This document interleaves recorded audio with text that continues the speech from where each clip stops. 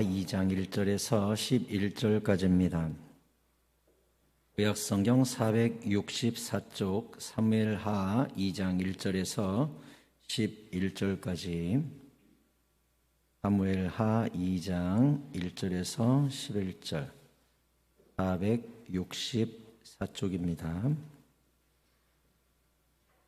사무엘하 2장 1절에서 11절, 제가 사무엘하 2장 1절을 먼저 읽고 교독하시겠습니다.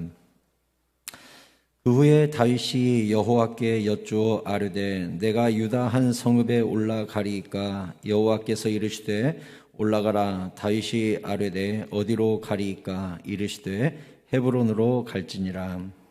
다윗이 그의 두 아내 이스라엘 여인 아히노암과 갈멜 사람 나발의 아내였던 아비가일을 데리고 그리로 올라갈 때에 또 자기와 함께한 추종자들과 그들의 가족들을 다윗이 다 데리고 올라가서 헤브론 각 성읍에 살게 하니라. 유다 사람들이 와서 거기서 다윗에게 기름을 부어 유다 족속의 왕으로 삼았더라.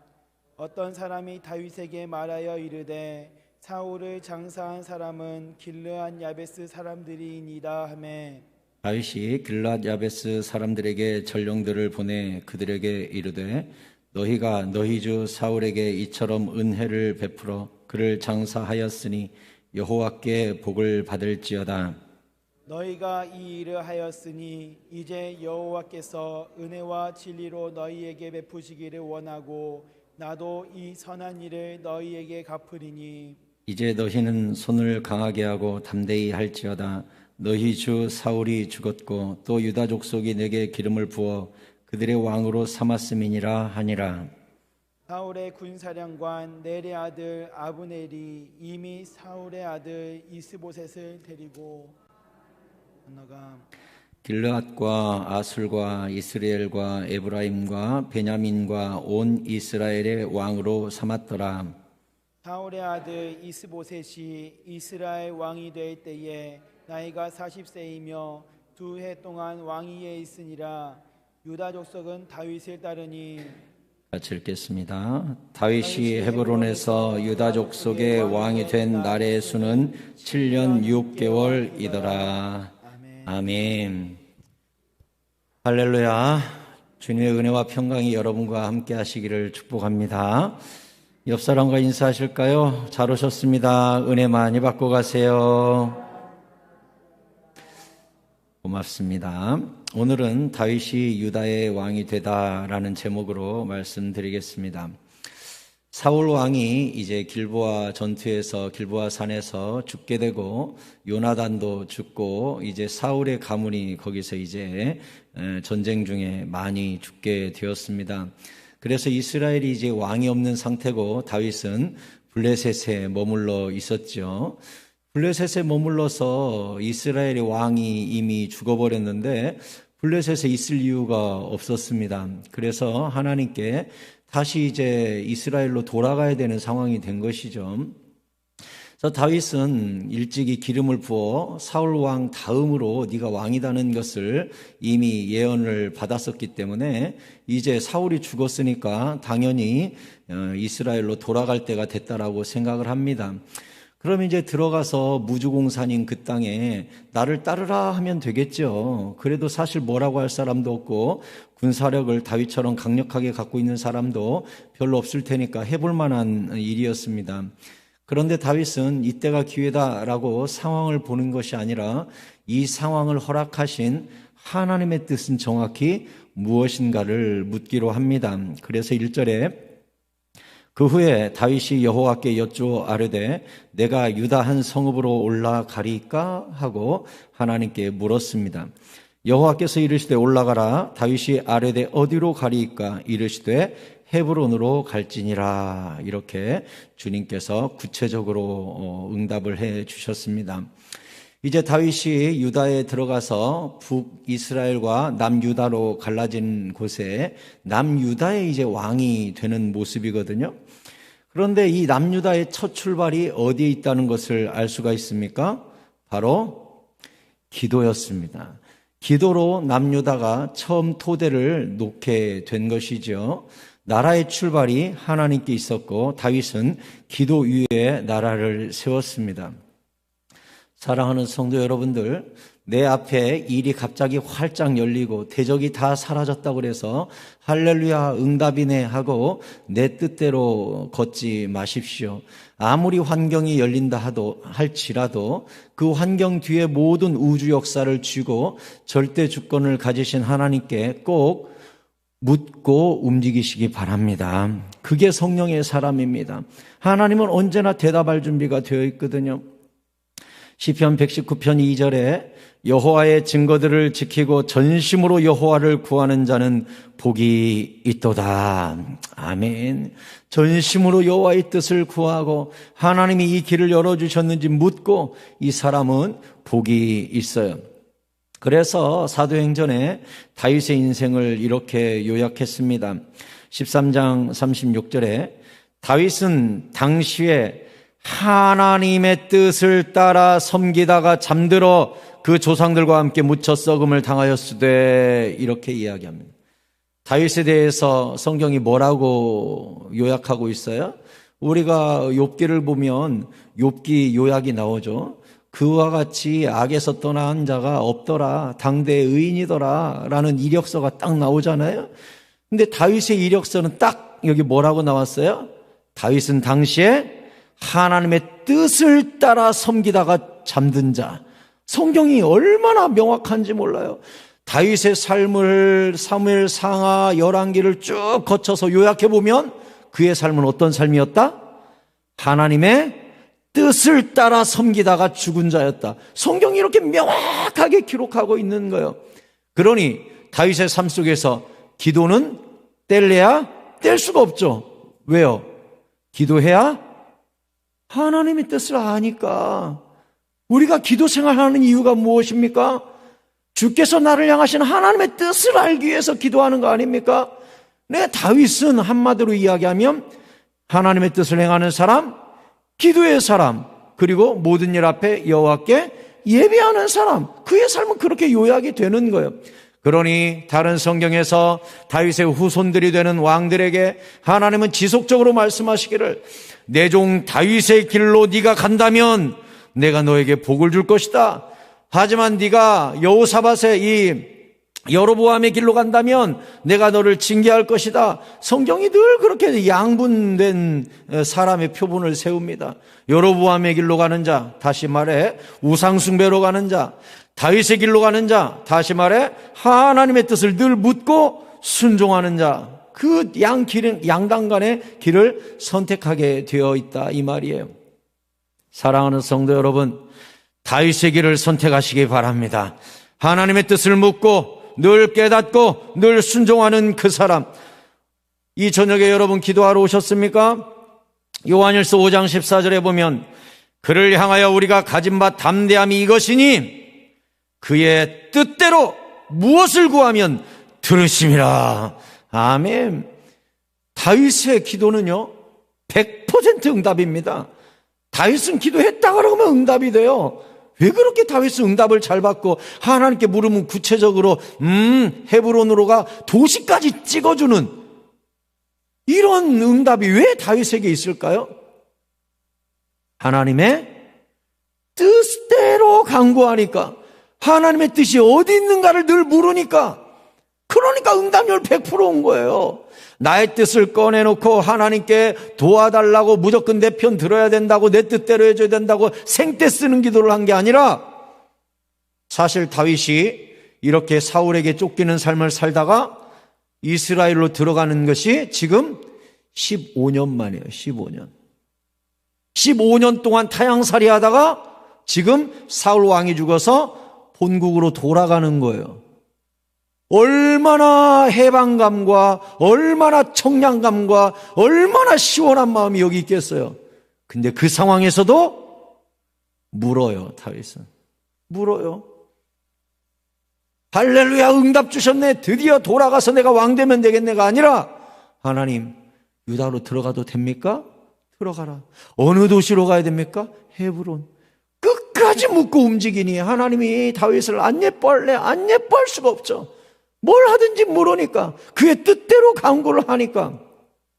그러니 다윗의 이름이 영원히 기록되고 다윗의 후손을 통하여 예수님이 태어난 이유, 요한일서 2장 17절에 보면 같이 읽어볼까요? 시작.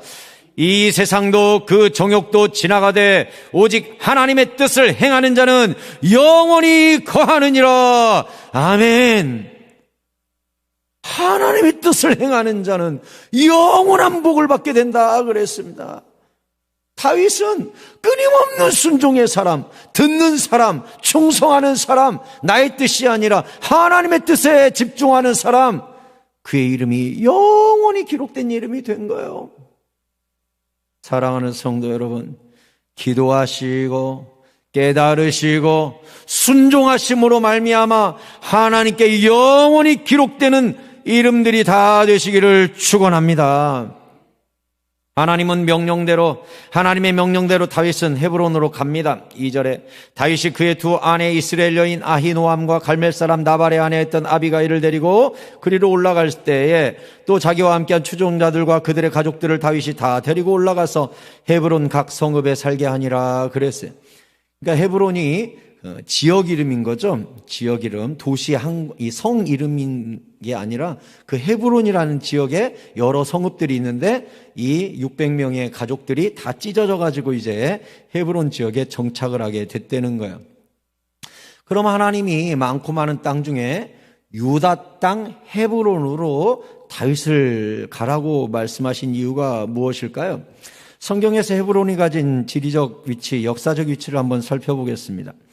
사도행전 23장 19절에 보면 그 후에 아브라함이 그 아내 사라를 가나안 땅 마므레 앞 막벨라 밭 굴에 장사하였더라. 마므레는 곧 헤브론이라 했습니다. 헤브론이 어느 땅이냐? 막벨라 굴이 있는 땅인데 이 막벨라 굴이 바로 사라의 무덤이 있고 나중에 아브라함도 여기에 들어가고 이삭도 들어가고 리브가도 들어가고 레아도 들어가고 야곱도 들어갔던 조상들의 무덤이 바로 여기 헤브론에 있습니다. 하나님이 이 헤브론으로 다윗을 보내신 이유가 거기가 가나안 땅에 처음으로 아브라함이 돈 주고 내 땅을 사본 최초의 땅이 거기입니다. 그러니까 이스라엘의 뿌리가 헤브론에 있습니다. 헤브론에 처음으로 이 땅을 너에게 주마. 이 가나안 땅은 아브라함에게 너와 내 자손에게 주마라고 했는데 아브라함이 살아 생전에 가졌던 가나안 땅은 헤브론에 있는 묘지만 자기 소유로 가져보고 죽습니다. 그리고 그게 씨앗이 되어서 유다 땅, 이스라엘 땅이 된 바로 근본의 땅, 무덤이 있는 땅, 조상들이 묻힌 땅, 거기가 바로 헤브론입니다. 막벨라굴이 있는 곳.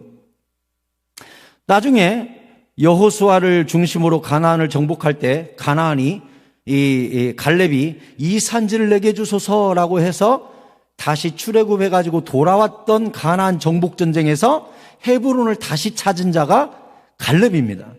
갈렙이 유다 족속이에요. 그래서 거기가 유다 땅이 됩니다. 그리고 다윗이 갈렙의 후손으로서 유다 족속이에요. 유다 족속. 그러니까 거기가 영원히 유다에게 준 땅이 된 것이죠. 그럼 하나님이 모든 이스라엘의 조상들이 묻혀있는 막벨라굴이 있고 그 막벨라굴이 있는 헤브론 땅을 왜 유다 지파에게 줬을까요? 왜 유다 족속에게 이 땅을 맡겨주셨을까요?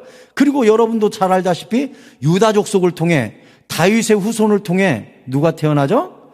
예수 그리스도가 태어난단 말이죠. 그럼 뭔가 특별한 의미가 있을 거예요. 그 땅과 유다 족속의 연관성. 바로 창세기 보면 야곱이 죽을 때 12아들을 불러요. 그래서 한 명씩 축복 기도하거든요. 그때 유다에게 한 축복을 한번 보자고요. 그럼 뭔가 연관이 있을 거예요. 자, 죽기 전에 유언하면서 예언 기도를 하는데 야곱이 유다에게 이런 예언 기도를 합니다. 창세기 49장 8절에 유다야, 너는 내 형제의 찬송이 될 것이다. 내 손이 네 원수의 목을 잡을 것이요 내 아버지의 아들들이 네 앞에 절하리로다. 와, 끝내주죠. 유다가요, 왜 이런 복을 받았나, 이제 창세기를 제가 나중에 연속 강의할 때가 있을 텐데, 유다에 대해서 제가 긴밀히 한번 다룰 때가 있습니다. 그때 보면 유다가 이런 일을 하죠. 베냐민이 요셉에게 인질로 붙잡혔을 때, 유다가 뭐라고 하죠? 나를 붙잡으시고, 베냐민을 풀어달라고. 베냐민 못 돌아가면, 우리 아버지 죽는다고. 나를 대신 올무로 잡고 베냐민 풀어달라고 했을 때 그때 요셉의 눈물이 터져가지고 형님 저 요셉이에요. 화해가 거기서 일어나거든요. 그때 유다가 무슨 일을 했어요? 대속의 일을 해요. 나를 대신 잡아달라. 그게 누가 하신 일이죠? 예수님이 하신 일이에요. 내가 너희를 위해 대신 죽고 너희를 용서하고 예수의 피로 씻어주겠다는 대속사역을 예수님이 하시거든요. 그 대속의 도전을 누가 했던 거예요? 유다가 했어요. 그 얘기를 나중에 부모가 들었을까요? 안 들었을까요? 들었죠. 부모님한테 11형제가 돌아가가지고 세상에 요셉이 살아있어요. 그래? 그동안 무슨 일이 있었는지 얘기해봐. 여기 유다가요, 자기를 차라리 체포해달라고 했었다니까요. 이 얘기를 야곱이 들었죠.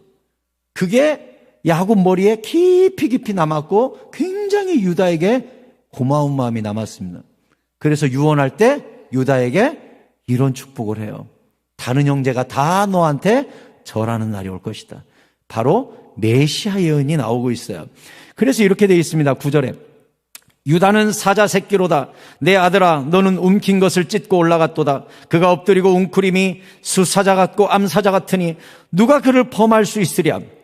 규가 유다를 떠나지 아니하며 통치자의 지팡이가 그 발 사이에서 떠나지 아니하기를.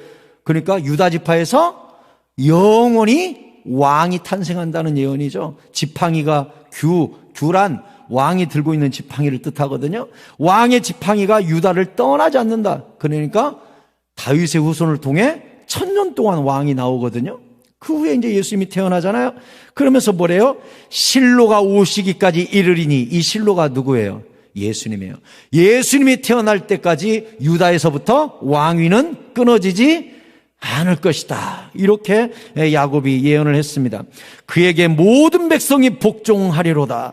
와, 이 유다의 예언이 다윗 이전 1000년 전 예언이에요. 1000년 전에. 한 800년 전 예언. 그 예언이 800년 만에 다윗을 통해 응답되는데 하나님의 어떤 응답? 헤브론으로 가라라는 명령. 이 명령이 800년 만에 이 야곱의 예언이 응하는 역사로 지금 나타나고 있는 거예요. 그 놀라운 예언의 응답이 다윗을 통해 지금 이루어지는 순간을 우리는 오늘 본문에서 보게 된 거예요. 얼마나 놀라워요. 그래서 이제 유다 사람들이 4절에 유다 사람들이 와서 거기서 다윗에게 기름을 부어 유다 족속의 왕으로 삼았더라 해서 다윗이 헤브론에 정착하자마자 그 아브라함이 처음으로 샀던 그 땅에서 다윗이 실로의 후손이 오기까지 첫 왕 위에 올라가는 역사적 등극 사건이 여기서 일어나게 된 것입니다. 다윗에게는 15년 만에 이루어진 놀라운 인내 후에 온 응답이요, 성경 역사를 통틀어서 보자면 800년 만에 이루어지는 엄청난 사건이 여기에서 일어나게 된 것입니다. 여러분, 잠언 19장 21절에 보면 사람의 마음에는 많은 계획이 있어도 오직 여호와의 뜻만이 완전히 서리라. 아멘. 하나님의 절대 주권과 하나님의 뜻하신 바는 비록 1000년이 흘러가도 2000년이 흘러가도 반드시 이루어지고야 맙니다. 그래서 성경을 진리라고 하는 거예요. 이것은 사람이 쓴 게 아니라 신이 썼다고요. 창조주가 썼다고요. 여호와 하나님이 쓰셨다고요. 그러니 말씀은 반드시 이루어집니다. 말씀을 신뢰하십시오. 성경을 사랑하십시오. 아멘 하시기 바랍니다. 여러분에게 응답됩니다. 성경은 진리이기 때문에, 하나님은 한번 말씀하신 것을 절대로 후퇴하는 법이 없으신 분이기 때문에. 이사야 55장 11절에 하나님이 이렇게 말씀하십니다. 내 입에서 나가는 말도 이와 같이 헛되이 내게로 돌아오지 아니하고 나의 기뻐하는 뜻을 이루며 내가 보낸 일에 형통함이니라. 아멘. 하나님 입에서 한번 나간 말은 헛되이 하나님께로 돌아가는 법이 없고, 이 말씀이 나아가서 반드시 진리와 예언과 뜻과 계획을 이루고야 만다는 것입니다. 전에도 제가 여러분께 말씀드렸지만 저는 정말 마음이 답답하고 심란하고 길이 보이지 않고 응답이 보이지 않을 때 하나님께 그렇게 기도합니다. 하나님, 한 말씀만 주시옵소서. 말씀 하나만 찔러 주시옵소서. 그러면 제가 살겠나이다. 그럼 하나님이 세미한 음성으로 아들아 하고 성경 한 말씀 불러주시면 그게 해답이고 그게 응답이고, 돌아서서 곱씹어보면 정확히 하나님이 내 심장과 폐부를 찔러 쪼개셨던 그 말씀이었다는 것을 곧 알게 되더라고요. 사랑하는 성도 여러분, 이 밤에 여호와 하나님께서 여러분 각자에게 한 말씀씩 주시는 밤이 되기를 축복합니다. 굉장히 중요한 말씀이에요. 정말 답답할 때 주님께 그렇게 간구하라고요. 한 말씀이라도 주시옵소서. 이제 이 말씀이 떨어지잖아요. 그리고 그 말씀을 딱 붙잡잖아요. 이제 이 사람은 수지 맞은 거예요. 하박국 2장 3절에 보면 이 묵시는 정한 때가 있나니 그 종말이 속히 이르겠고 결코 거짓되지 아니하리라. 비록 더딜지라도 기다리라. 지체되지 않고 반드시 응하리라. 아멘. 아멘. 우리 비록 더딜지라로부터 같이 읽어볼까요? 시작. 비록 더딜지라도 기다리라. 지체되지 않고 반드시 응하리라. 아멘. 이게 말씀의 능력이에요. 말씀을 붙잡고 사는 사람의 능력이에요. 비록 지체된다 할지라도 꽉 붙잡고 있으면 반드시 응하게 됩니다. 다윗도 15년 만에 돌아와서 아이고 지긋지긋하다 그랬을 것 같아요? 아니요. 돌아보니 하나님의 뜻은 지체되지 않고 반드시 응하는구나, 이것을 알게 되는 거예요. 주님의 손바닥 안에 있는 자들의 고백이라고요. 다윗이 왕이 되었을 때 한 보고가 들어오게 됩니다. 4절에 어떤 사람이 다윗에게 말하여 이르되 사울을 장사한 사람은 길르앗 야베스 사람들입니다 했습니다. 길르앗 야베스 사람들은 예전에 모압 암몬 족속과 전투를 할 때 사울 왕이 가가지고 구해준 전력이 있는 도시였기 때문에 사울을 생명의 은인으로 여겼고, 사울 왕의 시체를 성벽에 박았을 때 이 사람들이 달려가가지고 그 시체를 거두어다가 장사 지내고 슬피 애곡을 해주었던 아주 존귀한 장례를 치러주었던 바로 그 지역입니다. 그러니 어떤 사람이 다윗에게 보고하기를 다윗 왕이여, 당신이 왕이 되었는데 길르앗 야베스 사람들이 사울 편에 섰고 사울의 장례까지 성대하게 치러줬으니 당신의 왕권을 한번 보여주기 위해서라도 니네가 감히 사울 편에 섰어? 하고 한번 본때를 보여주든지 혼내주든지 경고를 한번 해야 되지 않겠습니까? 라는 의미였겠죠. 그래서 사울 왕을 장세 지낸 사람은 길르앗 야베스 사람이에요, 이렇게 보고를 했어요. 그러면 다윗은 처음으로 나라 기틀을 세우는 왕의 욕심이 없겠어요? 어느 나라든지 초대 왕은 굉장히 강성이 될 수밖에 없습니다. 그래야 나라의 기틀을 놓으니까 조선이든 고려든 신라든 어느 나라든 첫 나라의 첫 왕은 굉장히 강력한 카리스마를 갖고 인정사정 안 봐줍니다. 그러니 다윗이 처음으로 유다 왕이 되니까 그 본때로 보여줘야 될 사람들이 길르앗 야베스 사람들이라 이거예요. 그래서 누가 이야기를 합니다. 길르앗 야베스 사람들이 사울 왕 편에 섰다고.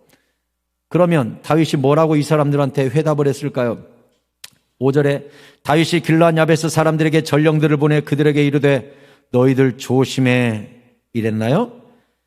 너희가 너희 주 사울에게 이처럼 은혜를 베풀어 그를 장사하였으니 여호와께 복을 받을지어다.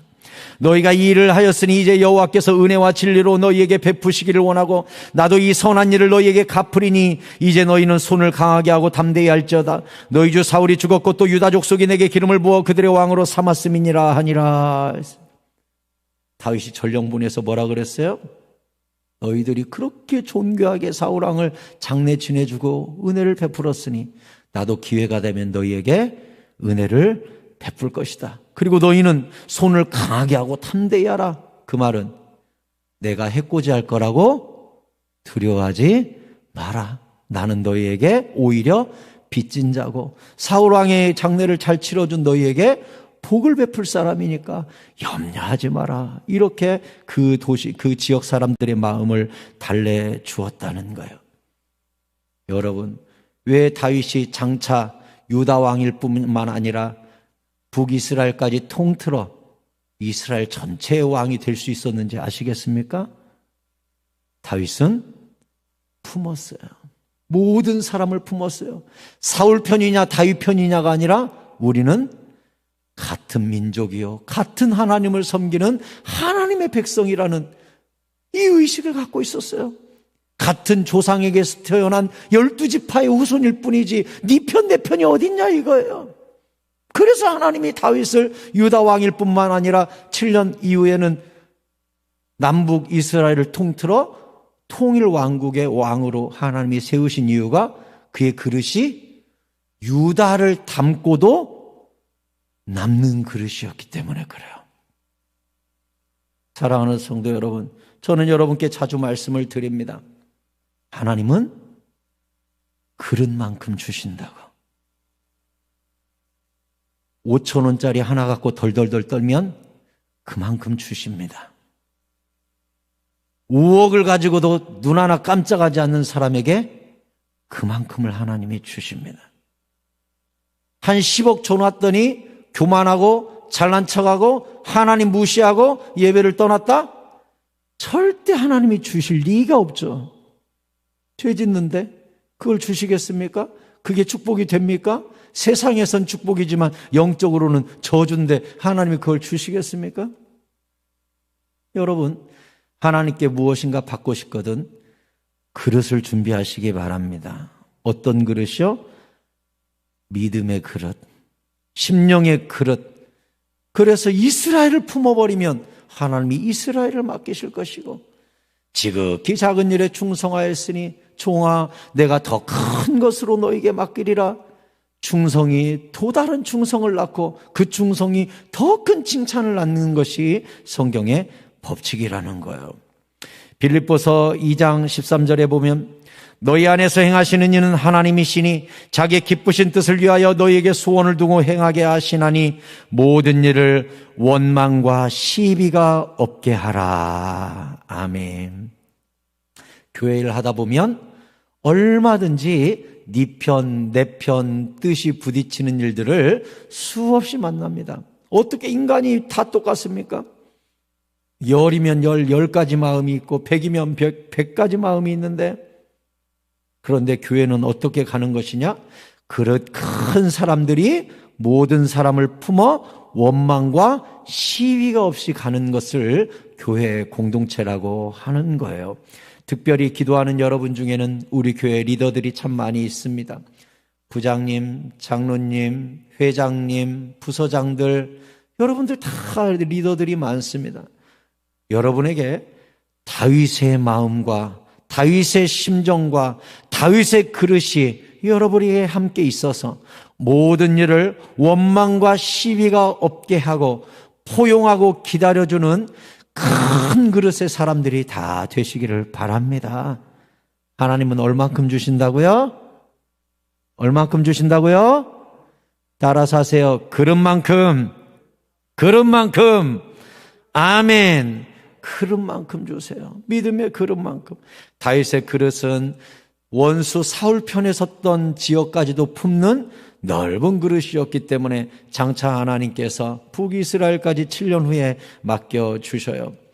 다윗이 남유다 왕이 되었을 때 북이스라엘 쪽에서는 무슨 일이 있었을까요? 8절에 사울의 군사령관 넬의 아들 아브넬이 이미 사울의 아들 이스보셋을 데리고 마하나임으로 건너가 길르앗과 아술과 이스라엘과 에브라임과 베냐민과 온 이스라엘 왕으로 삼았더라 했습니다. 아브넬은요, 사울의 사촌 형제거든요. 그러니까 이 사촌 형제인 아브넬이 사울 왕의 이제 연약한 아들 이스보셋, 살아있는 이스보셋을 데리고 가서 북이스라엘의 초대 왕으로 또 세운 거예요. 그래서 이 사울의 아들 이스보셋이 이스라엘 왕이 될 때 나이가 40세고 이 2해 동안 왕에 있다가 이제 다윗에게 남북이 통일하게 되거든요. 그래서 다윗이 7년 동안 남유다 왕이었고 여기 이스보셋은 2년 있다가 왕에서 내려온 걸로 보아 이스보셋이 왕이 된 건 다윗이 왕된 다음 5년 후에 왕이 됐다는 것을 알 수가 있죠. 그때까지 권력을 누가 쥐고 있었을까요? 아브넬이 꽉 쥐고 있었습니다. 그러니까 5년간은 나라를 아브넬이 운영하다가 주변에서 사람들이 말했겠죠. 당신이 뭔데 군대 장관이면서 이 나라를 쥐락펴락하느냐, 왕이 있어야 되지 않겠냐, 누가 얘기를 했겠죠. 그러니 아브넬 입장에서는 호수아비 왕을 하나 세워놓고 내가 쥐락펴락 해야겠다라고 생각했습니다. 그래서 사울의 후손 중에 제일 비실비실한 이스보셋을 껍데기 꼭두각시 왕으로 딱 세우고 나라를 시작한 것이죠. 여러분, 아브넬과 이스보셋은 하나님께 물었다는 기록이 없습니다. 다윗은 하나님께 묻고 헤브론이라는 구체적인 지역까지 언급받고 응답받아 움직이게 됩니다. 아브넬은 기회주의자의 모습, 인본주의자의 모습을 보여주고 다윗은 신앙의 모습, 신본주의자의 모습을 하나님 앞에 보여줍니다.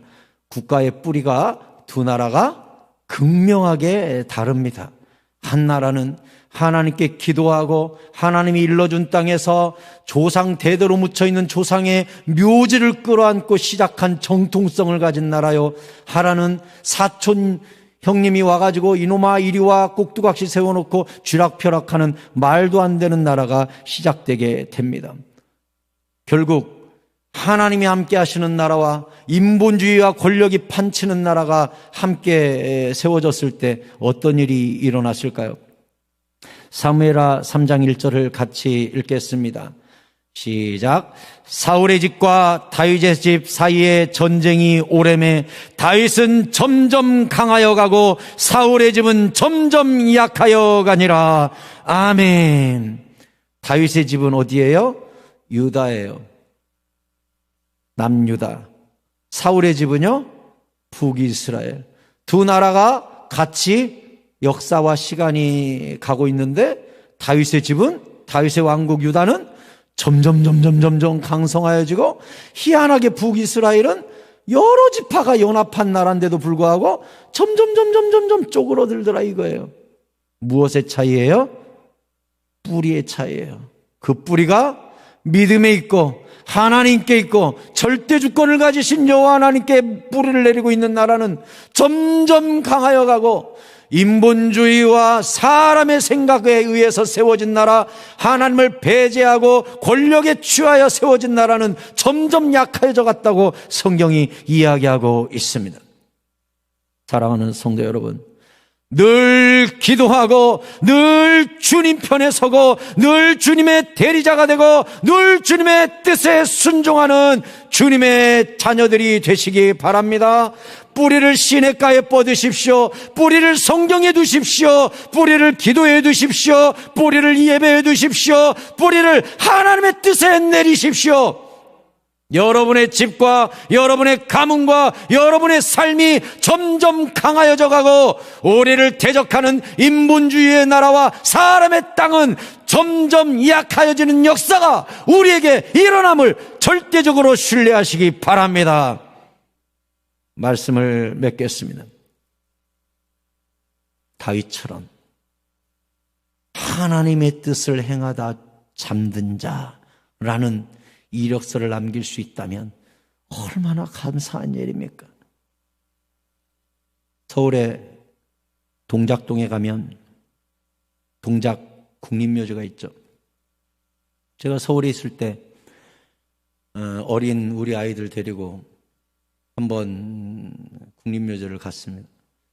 굉장히 넓어요. 박정희 대통령 묘부터 시작해가지고 엄청나게 있고 역대 대통령들 묘자리가 거기 다 이미 돼 있습니다.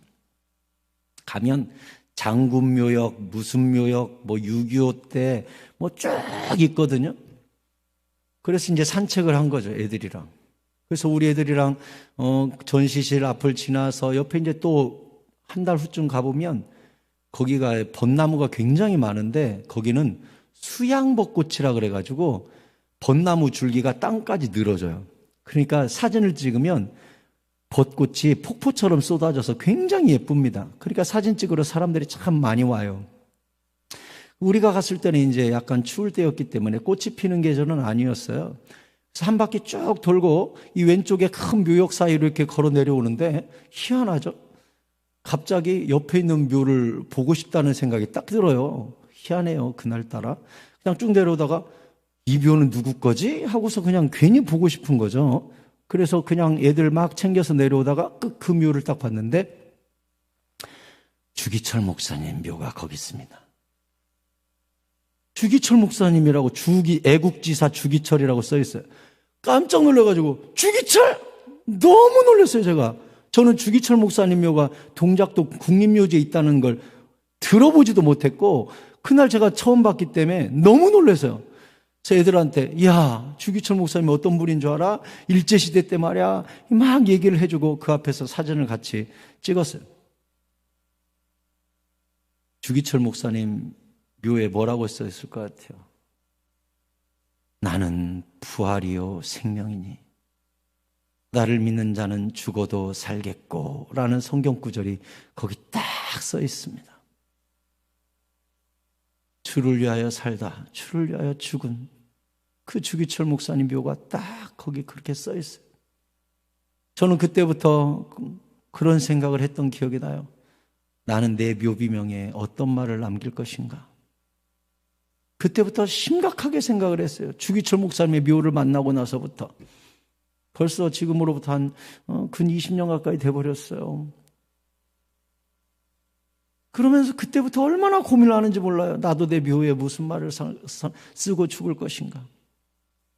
그래서 여러 개를 제 다이어리에 썼어요. 근데 제가 남기고 싶은 묘비명은 뭔지 압니까? 주의 뜻을 따라 살다 죽은 자. 저도 그런 문구를 남기고 싶어요. 죽을 때까지 주님의 뜻을 따라 그렇게 살다 죽은 자. 이 묘비명을 남기고 싶어요. 다윗의 묘비명. 주님의 뜻을 행하다가 잠든 자. 이 다윗의 묘비명이, 다윗의 이 이력서 한 줄이 얼마나 제 마음에 와닿는지 제 평생에 남기고 싶은 묘비명이 돼버렸어요.